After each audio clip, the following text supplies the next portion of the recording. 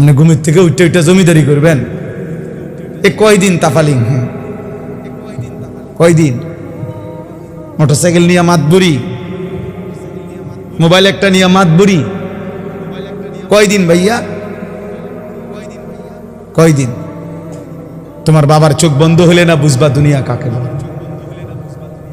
তোমার বাবার উপার্জন শেষ হয়ে গেলে না বুঝবা দুনিয়া কাকে বলে। তোমার কাঁধে যখন উপার্জনের দায়িত্ব আসবে তখন না বুঝবা দুনিয়া কাকে বলে, রোজগার কত কষ্ট। সেদিন আমি একজন লোককে দেখছি, তাকাইয়া দেখছি অনেকক্ষণ, ট্রাকের থেকে সিমেন্টের বস্তা নামাইতেছে। আমি লোকটার দিকে তাকাইয়া ছিলাম, সারাটা শরীর ঘামে, আমার মনে হয় যেন লোকটা মানে পানির মধ্যে, সারাটা চুল চেহারা তার ঘামে, ঘাম বাইয়া বাইয়া পড়তেছে। তাহলে এক বস্তা ট্রাকের থেকে প্রতি বস্তা সিমেন্ট নামাইয়া গোডাউনে থুইলে সর্বোচ্চ 60 টাকা, 8 টাকা বা 10 টাকা দেয়। সর্বোচ্চ রেট হলো 10 টাকা, মানে এন থেকে হয়তো গোডাউনে থুইবে আর কি। তাহলে 50 বস্তা সিমেন্ট যদি এই বেচারা নামায়, তাহলে প্রিয় যুবক ছেলে, 50 বার এই লোকটাকে, তোমার বাবাকে হতে পারে 50 বারই উনি কোমরটা বাঁকা করছেন। নাহলে কেমনে বস্তাটা লইব? 50 কেজি সিমেন্টের, 50 কেজি সিমেন্টের একটা বস্তা বেচারা কেমনে নিবে? প্রতিবারই তাকে কোমর বাঁকা করতে হয়েছে। প্রত্যেক বস্তা সিমেন্ট হয়তো ফালাইয়া ছোট্ট একটা গামছা হয়তো কোমরের থেকে খুলে আবার ঘাম মুচ্ছে, আবার আরেক বস্তা লেগে গেছে, আর গুনছে কয় বস্তা হইল। বিনিময়ে 500 টাকা, হয়তো 50 বস্তায় 500 টাকা পাইছে, 10 টাকা করে। সেখান থেকে ভাঙ্গাইয়া তোমারে 200 টাকা দিছিল, তুমি বলছো তোমার স্কুলে দিতে হবে, সেই ঘামে ভেজা 200 টাকা। আর তুমি জানো আর সেই 200 টাকায় মোবাইলে ঢুকাইয়া উলঙ্গ ছবি আর নাচ গান নর্তকী দেখে শেষ করে দিছ। তুমি সন্তান না, বরং তুমি জানো আর।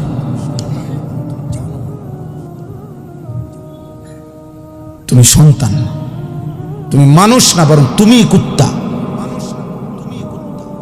তুমি জানো আর।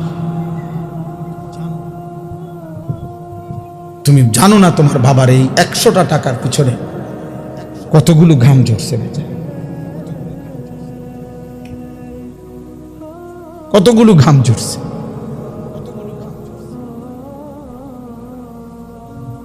হ্যাঁ, আমার আব্বা ছোটবেলায় আমরা দেখছি সারাদিন স্কুল করে আব্বা যখন আসতেন, প্রাইমারি স্কুলে মাস্টারি করতেন, মসজিদে ইমামতি করতেন। আমার আব্বার 1টা বা 2টা গেঞ্জি ছিল, গেঞ্জিগুলোর এই পাশে ঘামে ভিজা। তো আমার মনে আছে কোনো সময় গেঞ্জি ধুইতে দিলে আমরা ধুইতাম না, আমি ফাটতাম না, মানে ঘামের গন্ধে বাবার গেঞ্জি ভিজা থাকতো। সেখান থেকে আব্বা, আমার মনে আছে, মাস শেষে প্রতি 300 টাকা মাদ্রাসায় পাঠাইছে আমার লেগে। একটা পোস্ট কার্ডে, তখন মানি অর্ডার করতে হইতো টাকা, তো মানি অর্ডার করলে একটা ছোট্ট পোস্ট কার্ড আসিল, এটার মধ্যে নাম ঠিকানা লিখতে হইতো, নিচে দিয়া একটু জায়গা ছিল, এখানে নিজস্ব কোনো কথা থাকলে লিখতে হইতো। তো আব্বা লিখতো, আনিস তোমার জন্য 300 টাকা পাঠাইলাম, বাবা টাকা পাইয়া জানাইও। তো আব্বারে জানাইতাম যে বাবা টাকা পাইছি। এই 300 টাকা গুনে গুনে 2 টাকা ডাইলবাজি, 2টা পরোটা, এমনি আমি গুনে গুনে খাইতাম, হিসাব গুনে গুনে।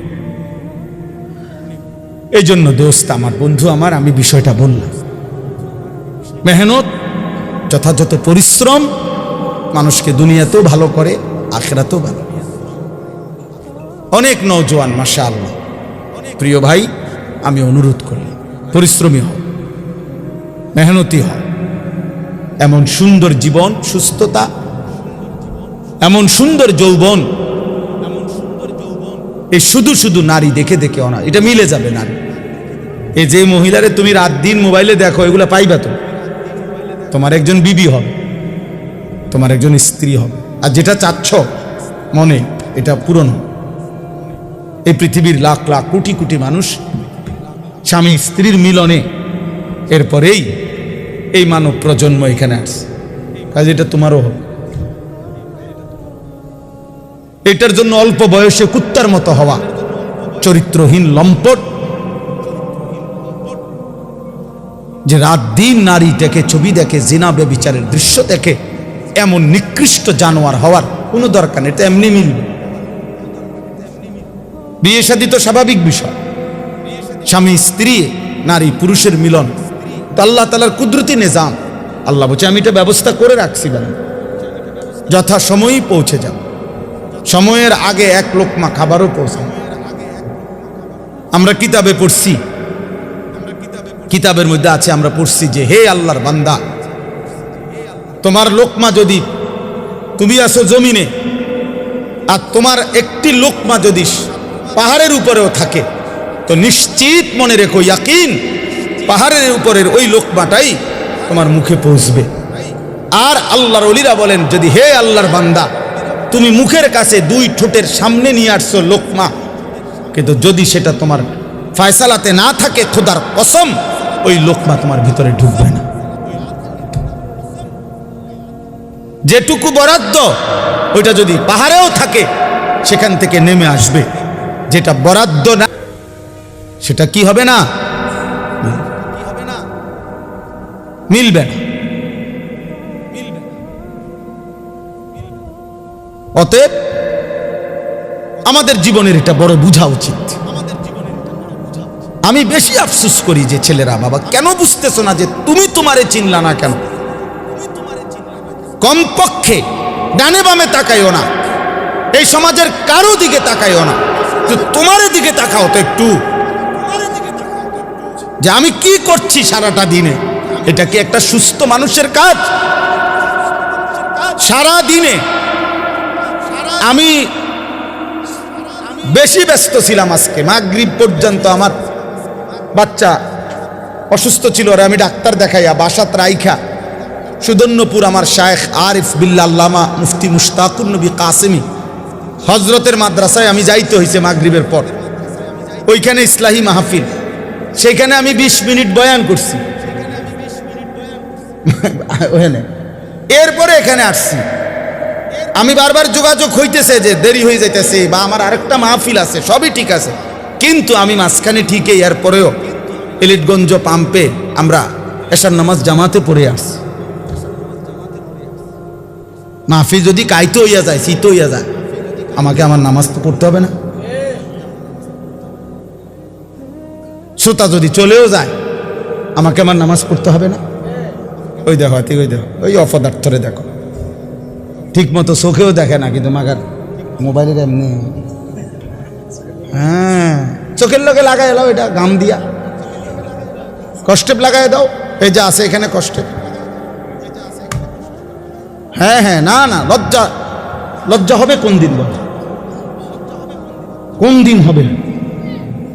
বলেন হায়া হবে কোন দিন? তাইলে শিখবে কোন দিন? আমার ছেলেরা, সন্তান শিখবে কোন দিন? ফেরাবে কে এদেরকে? কারো। সবাই আমরা সবাই ভাবতেছেন পাশ কাইটা জায়গা, সবাই ভাবতেছেন মাথা নোয়া জায়গা, সবাই ভাবতেছেন যার যার রুমে ঢুকে গেলে, ঘরে ঢুকে গেলে দরজা বন্ধ করে দিলে নিরাপদ। আল্লাহর কসম, কোন সমাজের মধ্যে যদি জিনা বেড়ে যায়, বেবিচার বেড়ে যায়, নারী ছেলে মেয়ের অবাধ মেলামেশা চলাফেরা যদি বেড়ে যায়, রব্বে কাবার কসম কিতাবে আছে, ওই সমাজের কোন ঘর আর পবিত্র নারী মেলা কঠিন হয়ে যায়। আগামীর প্রজন্ম হয়তো নেককার মেয়ে, চরিত্রবান মেয়ে, সতী সাথী মেয়ে মিলাটা কঠিন হয়ে যাবে যদি জেনা বেবিচার আর পরকিয়া আর হারাম অসভ্যতা এইভাবে ছড়িয়ে যায়। কষ্ট হয়ে যাবে, কষ্ট হয়ে যাবে। এমনি বেড়ি তো একটা মিললেই হইল না, একজনের লগে হুত্তা লাইলে তো হইল না। বুঝেন নাই আমার কথাটা? একজনের লাগে শুয়ে লাইলে তো হইল না।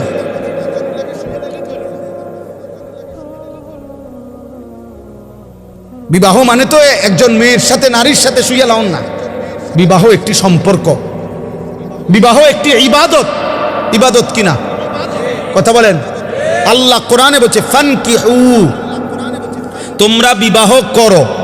তো যেটা আল্লাহর হুকুম এটা ইবাদত কিনা? নবীজি সাল্লাল্লাহু আলাইহি সাল্লাম বলছে আন-নিকাহু মিন সুন্নতি, বিবাহ আমি রাসূলের সুন্নাত। তো যেটা নবীর সুন্নাত এটা উৎসব নাকি ইবাদত? এটা ফুর্তি নাকি ইবাদত? নবীর সুন্নত এটা ফুর্তি নাকি ইবাদত? তাহলে বিবাহ কি?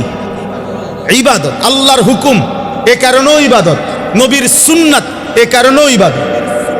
ইবাদত ইবাদত এক। দুই নাম্বার, বিবাহ মানে একটি ছেলে মেয়ের এই সম্পর্ক শুধু উপভোগের সম্পর্ক নয়, বরং এই স্বামী স্ত্রী মানে এখান থেকে কিয়ামত পর্যন্ত একটি প্রজন্ম। আমার দাদা দাদির মিলনে আমার বাবা, মা বাবার মিলনে আমি, আমার স্ত্রীর পরে আমার সন্তান। তাইলে এইভাবে এটা একটা সিরিয়াল, এটা একটা সিরিয়াল। আমার দাদা 5 ওয়াক্ত নামাজ পড়ছেন, রমজান মাসে পুরা রমজানে মসজিদে ছিলেন, শেষ 10 দিন এতেকাফ করছেন। ঈদের চাঁদ উঠছে, ঈদের দিন দাদা সকালবেলা ভোরে মসজিদ থেকে বের হইয়া ঈদের নামাজ পড়া ঘরে আসছে। চাচারে কইছে, ছোট চাচারে, যে আমি আমার শ্বশুর বাড়ির যাবো, আমার একটা রিস্কা এনে দে। আমার চাচার নাম হোসেন, মানে হুসাইন। ওই যে হোসেন, আমারে একটা রিস্কা এনে দে ফুত, আমি আমার শ্বশুর বাড়ির যাবো। দাদা বুড়া মানুষ। আমার চাচা বলছে, আব্বা আমনে মুরব্বী মানুষ, শেষ বয়স, আপনি অন মাত্র মসজিদটাই অন কি শ্বশুর বাড়ি যাইবেন? আমরা সব সেমাই চিনি রাঁধছি, আপনি খাবেন। দাদা কয় না, আমি জামুই, তুই রিস্কা না আনলে বাদ দে। নাতি মানে আমার চাচার ছেলে ইদ্রিস, ওরে বলছে, নাতি তুই আমার হাতে ধর, দাদা জামুই শ্বশুর বাড়ি। এই কথা বলে দাদা একটু সামনে গেছে, মাঝ পথে পাশের গ্রাম, 2 গ্রাম পরে আমার দাদার শ্বশুর বাড়ি ছিল। দাদা মাঝখানেই রাস্তায় কাইত হইয়া পড়ে গেছে। সন্ধ্যাবেলায় আমার দাদা কবরে চলে গেছে, মারা গেছে। আমার দাদা ঠিকই বুঝছে যে আমি শ্বশুর বাড়ি যাব। তাহলে আমার দাদা নেককার ছিলেন, নেককার ছিলেন, নিজের হাতে মসজিদ গড়ে গেছেন। তাহলে এটা একটা প্রজন্ম, স্বামী স্ত্রীর সুন্দর একটি সম্পর্ক, এদের ঈমান ইসলাম, এদের পাক পবিত্রতা, পর্দা পুশিদা, এটা একটা জেনারেশন তৈরি করে। গোবর থেকে দুর্গন্ধই বের হবে, গোলাপ ফুল থেকে সুঘ্রাণই বের হবে। অতএব রাস্তা রাস্তায় ঘুরতো যেই মেয়ে, বিবাহের আগে কোনো না কোনো ছেলের সাথে হারাম কোনো সম্পর্ক করত যে মেয়ে, আল্লাহর কসম এই অপবিত্র মেয়ে থেকে পবিত্র কিছু আশা করা যাবে না। এই গোবর থেকে দুর্গন্ধই বের হবে, এই গোবর থেকে দুর্গন্ধই বের হবে। অতএব এটা ভাবা দরকার, আমরা এটা বুঝা দরকার, আমাদের প্রজন্মের হেফাজত দরকার। একটি সমাজের মধ্যে সবচেয়ে বড় সম্পদ, একটি ঘরের সবচেয়ে বড় সম্পদ, একজন বাবার সবচেয়ে বড় সম্পদ তার স্ত্রী সন্তান। খাট যত দামি হোক দোস্ত, 20 বছর পরে এই খাট ওই ঘরে থাকবে না। পৃথিবীর সবচেয়ে মজবুত কাঠ দিয়েও যদি সোফা বানায়, 5 বছর লাগবে না, এটার বার্নিশ উঠে যাবে। 3 বছর 4 বছরের ভিতরে, পরবর্তী 20 বছরের ভিতরে ওই ফার্নিচারের নাম গন্ধ ঘরে পাওয়া যাবে না। কারণ এর পরে আরো বহু লেটেস্ট মডেল পৃথিবীতে আসছে, যার কারণে এটি হালাই দিছে। বুঝেন নাই কথা? এটা মসজিদে যে আগে মোজাইক হইতো, আমি তো দেখছি ছোটবেলা, মেশিন দিয়া ছোট ছোট ছোট গুড়া গুড়া পাথরের গুড়া মোজাইক করতে, আর এগুলার মোজাইক আগে ছোট ছোট এলোমেলো পাথরের কঙ্কর, ছোট ছোট পিচ্ছি পিচ্ছি পিচ্ছি না মোজাইক দেখছেন না? কই এখন আসেনি এগুলা। তো মোজাইক ভাঙ্গে টাইলস লাগা, মানে এমন মসজিদ যেখানে আগে মোজাইক ছিল, কয় না এটি ওনার ভাল লাগে না, আরে উড়াও, এটি উড়াও, টাইলস পুরা মসজিদ টাইলস করো, টাইলস করো। পুরাতন গ্রিল বদলাইয়া SS5 এর দরজা গ্রিল লাগানো হয় কিনা বলে? তাইলে বাবা বলেন, দুনিয়ার এই আসবাব উপকরণ আমরা যা দুনিয়া সাজাইলাম ঘরের, আল্লাহর কসম এগুলা থাকবে না। আমনে রেখে যাওয়া কাছের ফ্লেট আগামী 10 বছর পরে আর থাকবে না।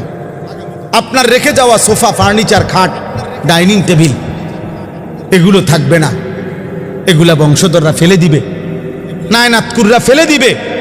কিন্তু আপনি যেই ছেলেটাকে গড়ে গেলেন, আপনি যদি মেয়েটাকে দিন শিখায়া যান, পর্দা শিখায়া যান, ছেলেটাকে আল্লাহর কোরআন শিখায়া যান, খুদার কসম তার প্রতিটা সেজদা মৃত্যু পর্যন্ত ওই বাবা আমার আমল নামার মধ্যে নেকি নিয়ে আসবে, কোনো সন্দেহ নেই। আল্লাহর নবী সাল্লাল্লাহু আলাইহি সাল্লামের হাদিস কত শুনছেন আপনারা। ওয়াজে উলামায়ে কেরাম বলে আপনাদেরকে যে মান ক্বারা আল কুরআন ওয়া আমিলা বিমা ফীহি উলবিসা ওয়ালিদাহু তাজান ইয়াউমাল কিয়ামা। আল্লাহর নবী সাল্লাল্লাহু আলাইহি সাল্লাম বলেন, যে কোরআন পড়লো, কোরআন অনুযায়ী জীবন চালাইলো, ওই ব্যক্তির মা বাবাকে কিয়ামতের দিন নূরের মুকুট, আলোকিত মুকুট পরিধান করানো হবে। নবীজি বলছে, তাহলে ভাবো তো, যদি বাবা মাকে এই মর্যাদা দেওয়া হয়, তাহলে যে কোরআন পড়লো সরাসরি, যে নিজে আমল করলো, ফামা যন্নুকুম বিল্লাযী আমিলা বিহাযা, তাকে আল্লাহ কি পুরস্কার দিবে? যে কোরআন পড়ছে, যে কোরআন আমল করছে। বাপ্পারে যদি আল্লাহ সম্মান দেয়, তো হাফেজে কোরআনকে কি দিবে? আলেমে দ্বীনকে আল্লাহ কি দিবে?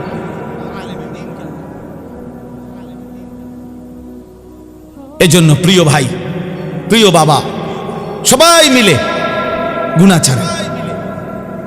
আমার মূল বক্তব্য আজকে এতটুকু, গুনাহ ছেড়ে দিতে হবে। গুনাহ আখিরাত যদি পাইতে হয়, জাহান্নাম থেকে বাঁচতে হলেও গুনাহ ছেড়ে দেওয়া জরুরি, জান্নাতে প্রবেশ করতে হলেও গুনাহ ছেড়ে দেওয়া জরুরি। এক মুমিনের ডিউটি দুইটা, একজন মুসলমানের জীবনের 24 ঘন্টা কাজ দুইটা। এক, গুনাহ বর্জন করা, দুই, আদেশ পালন করা। খালাস, এরই নাম জীবন, এরই নাম মুসলমান, এরই নাম তাকওয়া, এর পিছনেই জান্নাত। উইদ্দাত লিল মুত্তাকিন, রব্বুল আলামিন বলে জান্নাত বানানোই হয়েছে মুত্তাকিদের জন্য। আর মুত্তাকি বলেই তাকে ওই মুমিনকে, যেই মুমিন প্রথমত গুনাহ বর্জন করে, দ্বিতীয়ত আদেশ পালন করে। আদেশ পালন করে, সতর খোলা রাখা। মনে করেন কারো নাভি থেকে হাঁটুর নিচ পর্যন্ত, এটা হলো সতর পুরুষের, এটা খোলা রাখা গুনাহ না নেকি? কথা বলেন। একজন মনে করেন এখন নামাজের ওয়াক্ত, নামাজ আদায় করা এটা গুনাহ না নেকি? নেকি, বুঝেন নাকি? নামাজ আদায় করা কি নেকি? সতর ঢাকা মানে সতর খোলা রাখা, এটা কি? গুনাহ। এ শরীয়তের মাসআলা হইল যে এক্ষেত্রে কোনটা আগে ফরজ? ফরজ হইলে আগে সতর ঢাকা ফরজ, এরপরে নামাজ পড়া। হিসাব বুঝছেন? নামাজের বাহিরে যেই ফরজগুলা, এর মধ্যে একটা কি আছে? তাহলে বোঝা গেল আগে তুমি এই গুনাহটা আগে কি করতে হবে? সরাইতে হবে, সতর ঢাকা, এরপরে সেজদা দিবে, এরপরে সেজদা দিবে। আগে সুদের থেকে বাঁচা জরুরি, এরপরে দান সদকা উপকারী। আগে কিস্তির থেকে বাঁচা জরুরি, এরপরে দান সদকা করা উপকারী। আগে লোন থেকে বাঁচা জরুরি, এরপরে দান সদকা করা উপকার। মসজিদে টাকা না দিছেন 30,000, কিন্তু 30 লাখ টাকা দিয়ে আপনি সুদের ব্যবসা করেন, এই বাটফার, কি এর সওয়াব? হারামখোর, সওয়াব কিসের? আবার সওয়াব তোমার আব্বাই দেয়। সুদখোরের 1 টাকায় কোনো নেকি হয় না, 1 টাকায়ও না। ফ্যান হয়, নেকি হয় না। টাইলস হয়, নেকি হয় না। নেকি ইমাম সাহেব দেয় না, ইমাম সাহেব শিক্ষা দিলেও হইতো না। মাহফিলের বক্তা যদি একারে জনাব অমুকে অমুক 30,000 মার হাবা, হাবারে মার, যা ফারস মার, তারে টেহা দিল কেন? মার কন্যা। ফেরেশতা বলবে আল্লাহ সুদের টাকা আল্লাহ বলবে বাদ দাও, ফালাই দাও, টেহা লইয়া লেখেরা, কিন্তু তুমি লেখো না, নেকি লেখো না। টাকা নেওয়া যায়, বলে নেয় কেন? হ্যাঁ নেওয়া যায়, এইটাও কথা। আপনি হয়তো বলবেন আরে এরপরে হুজুর আপনারা নেন কা, টাকা নেওয়া যায় কিন্তু নেকি হবে না। এইটাই এখন বুঝাইছিলাম ওই নুরুন নবী ভাইরে, আমার গাড়ির ছিল। এটা জরুরি বিষয়। নেকি হবে না, নেকি হইতে হইলে হালাল হইতে হবে। দুনিয়াবি লেনদেন করা এটা ভিন্ন মাসআলা। আপনি যদি না বুঝেন আপনারা আলেম থেকে বুঝে নিয়ে, কিন্তু বুঝাইতে চাচ্ছি এটা জরুরি। মাফ গুনাহ ছেড়ে দাও। তাহলে আগে জরুরি কি বলেন? আমি কথা শেষ করে ফেলবো এখনই। আগে জরুরি কি? দাফউল মুদাররাতি মুকদ্দামুন আলা জালবিল মানফা। আরবি ভাষার গুরুত্বপূর্ণ মূলনীতি এটা, যে আগে ক্ষতি সরাও, এরপরে উপকার আনো। উপকার পরে, আগে কি? কথা বলেন না, ক্ষতি সরাও এইটারে। আচ্ছা মনে করেন একটা জানালার গ্রিল, এটার মধ্যে রং দিবে, কি দিবে? এই রং দিতে হইলে মনে করে এটা পুরান হয়ে গেছে, ঝংকার পড়ে গেছে, এর নিয়ম কি? আগে ঝংকার ফেলতে হবে না আগে রং দিতে হবে? আগে শিরিষ কাগজ দিয়া ঝংকার ফেলতে হবে, এরপরে কি করতে হবে? আগে ক্ষতি সরাও, আগে গুনাহ ছাড়ো, এরপরে সেজদা দাও। এক সেজদা আল্লাহর আরশ ছুঁয়ে যাবে। একবার জমিন থেকে আল্লাহ ডাক দিবা, রবের আরশ কাইপা উঠবে। শর্ত কি? গুনাহ ছেড়ে দাও, গুনাহ ছেড়ে দাও, গুনাহ ছেড়ে দাও। আরো বাংলা উদাহরণ দেই, আমরা বাঙালি উদাহরণ আছে। কোনো ব্যক্তি মনে করেন কারো বাড়ির দরজায় গেইটে ভিক্ষার জন্যই মনে করেন হাত পাতছে, এই সময় বাড়িওয়ালার কুকুর, পালা কুকুর খেউ খেউ কইরা দরজার সামনে আইছে, বেটারে মানে ধরে লেব দশা। এখন এই লোক কি বলবে? বাড়িওয়ালার আগে কি বলবে? যে কি সরাও, আমার চাল লাগবে না ভাই, আল্লাহ দোহাই, আমার কি লাগবে না, তুই এটা সরা ভাই, এটা সরা। কামড় না দোক, কামড় না দোক, শুধু এইটারে কয় কি? ভিক্ষা থাক, কুত্তা সামলাও, চাল লাগবে না, উপকার করণ লাগবে না ভাই, ক্ষতি যাতে না করে, ক্ষতি যাতে না করে। এই জন্য এক মুমিনের প্রথম ডিউটি, যুবক হোক বৃদ্ধ হোক, আমি হই তুমি হই, আলেম হোক পাবলিক হোক, আপনি মনে রাখবেন এটা। আপনারা অনেক সময় অনেকে আছে বলে আরে কয় তো লম্বা লম্বা, হুজুরের মধ্যে তো দোষের অভাব নাই, বলে কি না বলেন? আমিও তো বলি হুজুরের মধ্যে দোষের অভাব নাই। হুজুররা কি বেহেশতের থেকে নিয়ে আসছে? আমি কি এখন বেহেশতের থেকে আসছি না ক্যান্টনমেন্ট থেকে আসছি? ময়নামতি সাহেবের বাজার আমার বাসা, আমি কোনো বেহেশতের থেকে আসছি। মানে আপনি যদি মনে করেন কোনো হুজুরেরও দোষ আছে, হ্যাঁ, তো আপনি আমার জন্য দোয়া করেন। আমরা আপনাদের জন্য দোয়া করি না? কথা বলেন না কেন? তো আপনারা আমার জন্য দোয়া করবেন যে আল্লাহ ওনারও গুনার থেকে বাঁচান, ওনারও আল্লাহ আপনি নেক আমলের তৌফিক দেন। আমি আপনার কাছে দোয়া প্রাপ্য না? কথা বলেন না কেন? তো তাইলে অসুবিধা কি? এটা কিন্তু সূক্ষ্ম ধোঁকা, সূক্ষ্ম ধোঁকা। আপনি চোখের সামনে দেখতেছেন আমরা দুইজন, তো এখন আমি পড়ে গেছি পানিতে, তো এরপরে আপনার দায়িত্ব এটা, আর আমি থাইকে লাভ কি? এটাই তো কথা। এটা কোনো বুদ্ধিমান করবে? এটা আমার সাথী আগুনে পুড়ে গেছে, আর আমি আর হুজুরে যে না আগুনে ফিরে গেছে, তো আর আমি পাবলিক থাকতে কিরম? আমরাও আগুনে পুড়ে যাই, এটা নিয়ে নিয়ম। তো যদি মনে করেন আমি ভুলে করে ফেলছি, যদি মনে করেন আমি গুনাহ করছি, যদি মনে করেন আমি হারাম করছি, এই বলে কি আপনিও হারাম করবেন? এটা জরুরি বোঝা। গুনাহ ছেড়ে দেন, এই আজকের মূল বক্তব্য এটা, গুনাহ ছেড়ে দেন। এক মুমিন প্রথম কি ছেড়ে দিতে হবে? গুনাহ ছেড়ে দিতে। বিষয়টা কঠিন হইল, এটা আমাদের আল্লাহর আদেশ, আর আল্লাহর আদেশের উপরে কঠিন না সহজ, পারতেছি না এত কথা বলার কোনো সুযোগ নাই। আপনার যদি মন নাও চায়, আপনার যদি বিবেকে নাও চায়, আপনার যদি কলজাটা ফাইটাও যায়, তারপরেও আপনি আল্লাহর হুকুমের জন্য গুনাহ ছাড়তেই হবে, ছাড়তেই হবে, ছাড়তেই হবে। কার হুকুম এটা? আমার মালিকের, বসে আদেশ করছে, অতএব অনেক সময় অনেক কাজ ভাল লাগতেছে না, তারপরও অধীনস্থ কর্মকর্তা তার বসের আদেশ মন না চাইলেও পালন করতে হবে। মন চাইলে তো ভালোই, মন চাইলে তো কি ভালো, এটা জরুরি বিষয়। এজন্য গুনাহ ছেড়ে দাও, গুনাহ ছেড়ে দাও। তাকওয়ার প্রথম অর্থ গুনাহ বর্জন, দ্বিতীয় অর্থ আদেশ পালন। আর আল্লাহ এটাই বলছি, ইয়া আইয়ুহাল্লাযীনা আমানুত্তাকুল্লাহ, ইয়া আইয়ুহাল্লাযীনা আমানুত্তাকুল্লাহ। কোরআনুল কারীমে প্রায় 7 বার এই কথাইটা আল্লাহ বলছে, হে ঈমানদার, ইত্তাকুল্লাহ, ইত্তাকুল্লাহ, ইত্তাকুল্লাহ, ইত্তাকুল্লাহ, ইত্তাকুল্লাহ, ইত্তাকুল্লাহ, ইত্তাকুল্লাহ। হে আল্লাহর বান্দা, হে মুমিন, আল্লাহকে ভয় করো, আল্লাহকে ভয় করো, আল্লাহকে ভয় করো। আর তাফসীরের মধ্যে লিখছে, যদি প্রশ্ন করেন যে হুজুর আল্লাহকে ভয় করা মানে কি, আল্লাহকে ভয় করার প্রথম অর্থ গুনাহ ছেড়ে দেওয়া, দ্বিতীয় অর্থ আদেশগুলো পালন করা। আগে গুনাহ ছেড়ে দাও, আগে গুনাহ ছেড়ে দাও। ওয়াদারু যাহিরাল ইসমি ওয়া বাতিনা, আল্লাহ বলছে প্রকাশ্য গোপন সব গুনাহ ছেড়ে দাও। নবীজি বলছেন, রাসূলুল্লাহ সাল্লাল্লাহু আলাইহি ওয়াসাল্লাম বলছেন, ইয়াকুম ওয়াল কাযিব, মিথ্যা বলা ছেড়ে দাও।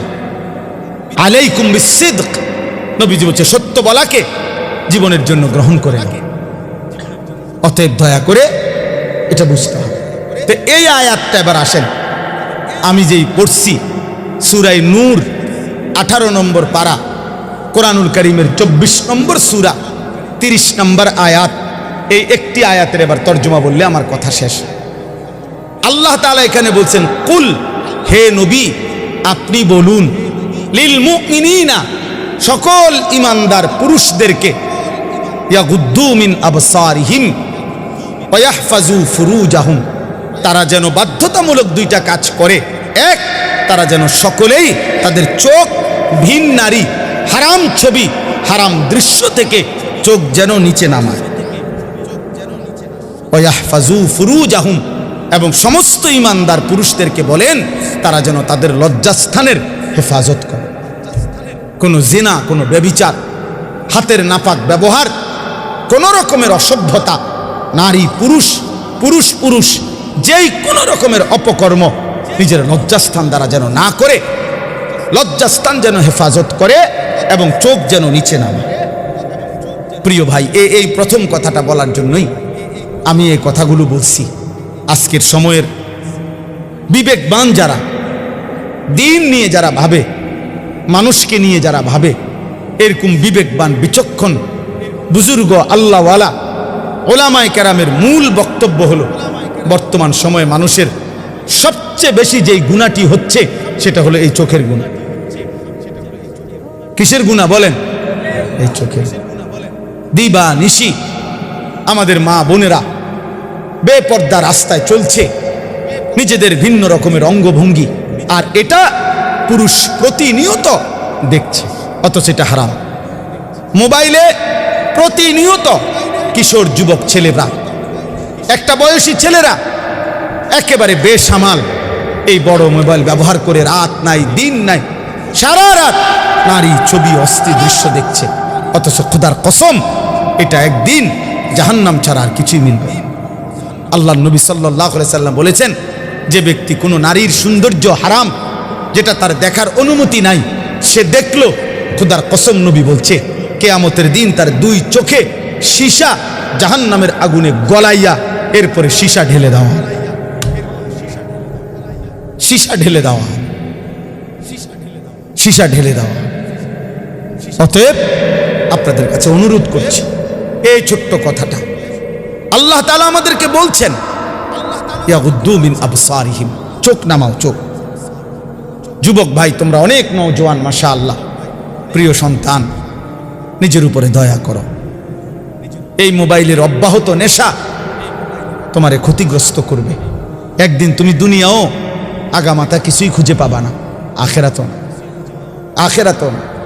বয়স্ক বাবা যারা আছেন এখনো 50-60 বছর, অথচ এখনো চা দোকানে, টেলিভিশনে নাটক, সিনেমা, নর্তকীর নাচ দেখার অভ্যস্ত বা অভ্যাস আছে, আল্লাহর ওয়াস্তে চাচা ছেড়ে দাও। এটা অসভ্যতা ছাড়া এই বয়সে আরো বেশি অসভ্যতা।